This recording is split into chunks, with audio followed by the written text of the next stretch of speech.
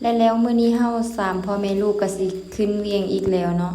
หลังจากเฮาอยู่บ้านเป็นเวลา2 เดือนไปแล้วมื้อนี้เฮาก็สิกลับไปสู้งานอยู่เวียงต่อ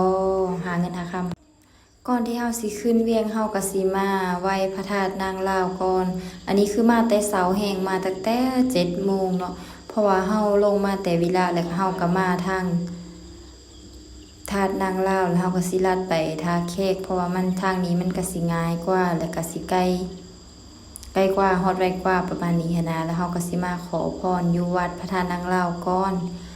ขอให้สิ่งศักดิ์สิทธิ์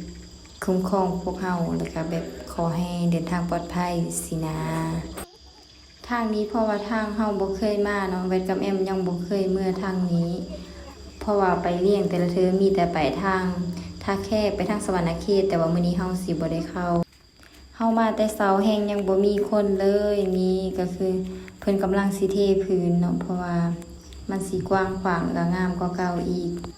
หลังจากไหว้ธาตุแล้วเฮาก็สิเดินทางต่อแล้วขี่รถไปก็นอนไปประมาณชั่วโมงหนึง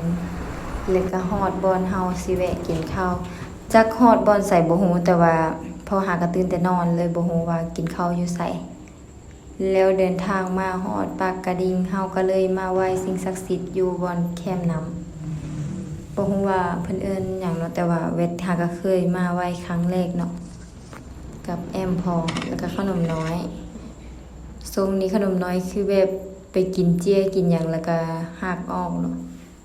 ปกติขนมน้อยขี่รถบ่เคยหักแต่ว่าเรากินเจียมาตามทางฝนก็ตกแห้งอากาศโคตรดีเนาะแล้วเฮาก็ฮอดเวียงเป็นที่เรียบร้อยแล้ว